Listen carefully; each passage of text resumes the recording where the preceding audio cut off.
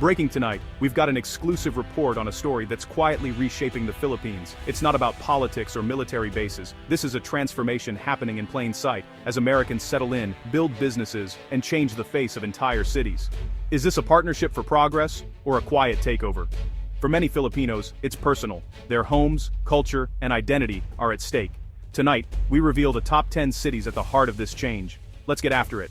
We begin our journey in Dumaguete, a city once affectionately called the City of Gentle People, a place where warmth and hospitality were woven into daily life. But today, the city's famously unhurried pace and close-knit community are slowly fading away. The gentle hum of conversation is now drowned out by the relentless noise of construction, and the steady rise of American English echoes through the streets, signaling a profound shift in the city's character. What started as a trickle of foreign retirees seeking a peaceful haven has become a flood of expats and digital nomads. They are drawn here by the low cost of living, the tropical charm, and the promise of a new lifestyle, transforming Dumaguete into a global destination almost overnight. New condos and high-rise apartments now dominate the skyline, marketed almost exclusively to foreigners.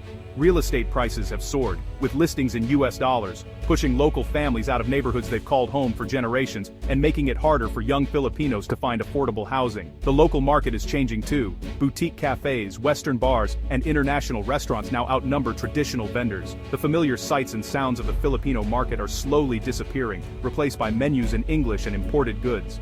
Rizal Boulevard, once a beloved gathering place for families and friends, now buzzes with talk of investments, visas, and business opportunities. The sense of community is being replaced by a new, more transactional atmosphere. Many locals now feel like strangers in their own city, their culture and traditions becoming little more than a backdrop for foreign lifestyles. The worry is visible on the faces of longtime residents, uncertain about what the future holds. Is this the inevitable price of progress, or is something irreplaceable being lost in the process? Dumaguete now faces a stark and difficult choice: embrace rapid economic change and modernization, or risk losing the very soul and identity that made it special in the first place. The answer is being written every day, in rising rents, changing faces, and the shifting rhythms of city life. Each new development brings both hope and anxiety. The city's identity now hangs in the balance, teetering at a crossroads between tradition and transformation. Can Dumaguete remain a true home for its people, preserving its unique spirit, or will it become just another gentrified enclave, shaped by outside influences? The transformation is real, visible on every street corner, and it's happening right now, faster than anyone could have imagined. The gentle people who gave this city its name are being pushed to the margins, their stories and traditions at risk of being forgotten, as Dumaguete's future is rewritten before our eyes. Tagaytay, once Cavite's agricultural heartland, was a place where generations of Filipino farmers cultivated the land, their lives intertwined with the rhythm of the seasons and the bounty of the soil. Today, it's a magnet for expats seeking a perpetual spring, drawn by the cool climate and breathtaking views that once belonged to the farmers. The green fields are vanishing before our eyes, replaced by the relentless advance of development. Luxury homes and gated communities now rise where rice once grew, catering to foreign buyers and wealthy retirees. Farmland, passed down for generations, is sold off for quick profit, erasing Tagaytay's agricultural roots and the stories of those who once tilled the earth. The divide is stark. Affluent expats and newcomers enjoy the view from their balconies, sipping coffee as the sun rises over what used to be fields of crops. Meanwhile, local workers commute from afar, priced out of the city they built, their daily journeys growing longer as affordable homes disappear. The promise of development is alluring, but the cost is the loss of food security, heritage, and the sense of community that once defined Tagaytay. Tagaytay's identity is in crisis. Will it remain a farming community, or become a retirement haven for the global elite? The contrast is growing sharper every day. The city's soul is being commodified, its landscape paved over, as bulldozers erase the last traces of its rural past. As the last farms disappear, we must ask, who is this new Tagaytay for? The transformation is not just rapid, but irreversible, changing the city forever. The city's future is uncertain, shrouded in fog and the dust of construction as new developments rise where memories once stood. The divide between haves and have-nots grows wider, with luxury and poverty now living side by side, separated by little more than a fence. Tagaytay's beauty is being sold, one plot at a time. Paradise is being paved, and with every sale, a piece of its soul slips away. In Iloilo City, the boom is real, new infrastructure is rising, public spaces are being revitalized, and there's a surge of American entrepreneurs bringing fresh ideas and energy to the city. Digital nomads and expats see endless opportunity here, pouring investment into startups, boutique hotels, and co-working spaces. They're drawn by the city's charm and potential, eager to be part of its transformation, but this new energy comes at a price. Property values and rents are skyrocketing, pushing local families to the city's edges. Many lifelong residents are forced to leave the neighborhoods they've called home for generations. Trendy businesses now cater to expats and tourists, leaving most locals priced out of their own neighborhoods. The places that once felt familiar are changing, becoming less accessible to those who built the city. The city is splitting in two, one Iloilo for the wealthy and newcomers, another for everyone else struggling to keep up. The city of love is slowly becoming a city of division, where opportunity and prosperity are not shared equally. Progress is celebrated, but for whom? The benefits seem to flow to a select few, while many are left behind. The human cost is paid by families who gave Iloilo its heart, those who built its culture, its traditions, and its sense of community. As the city transforms at a rapid pace, it must ask itself, who truly benefits from this boom, and is it leaving its own people behind? The answer to that question will define Iloilo's future. The divide between rich and poor is growing more visible every day. The city's soul is at stake, and the choices made now will shape Iloilo for generations to come. Subic Bay, once a U.S. naval base, is now an expat enclave for American retirees and business owners. The Freeport Zone offers comfort and prosperity for expats, with American-style homes and exclusive amenities.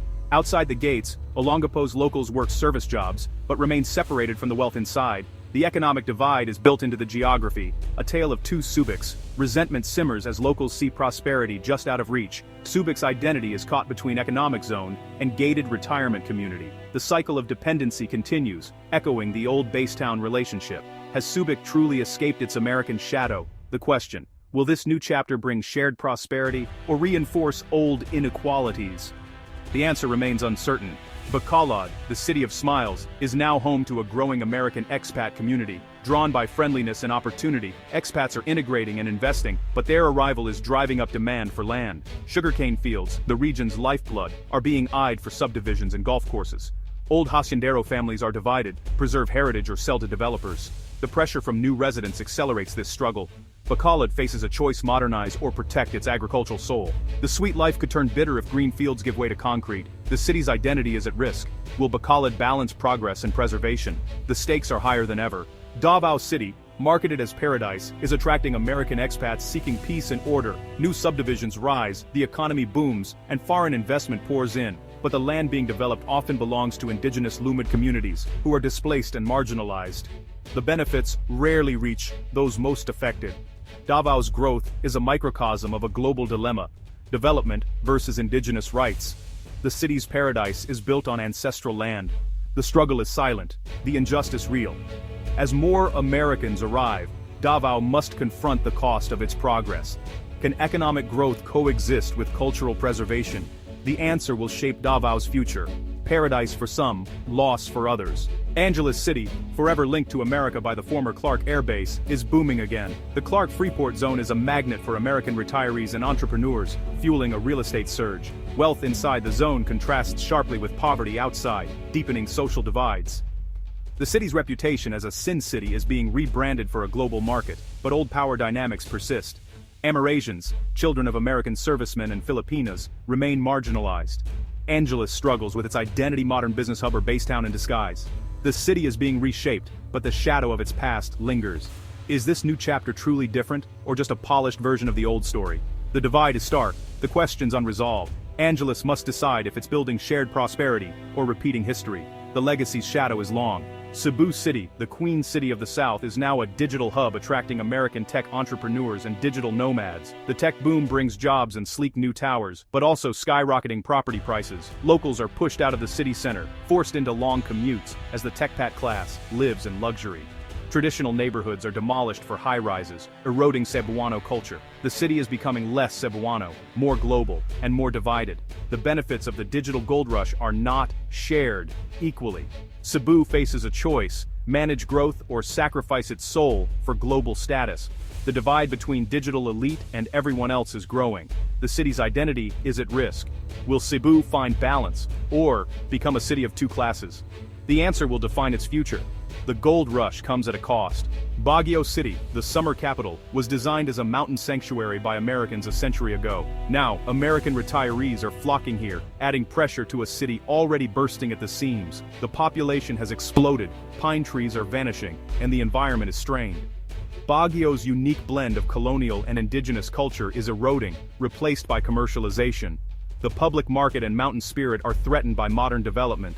The city stands at a tipping point, environmentally and culturally. Can Baguio reclaim its identity and find sustainability, or will it become a paradise loved to death?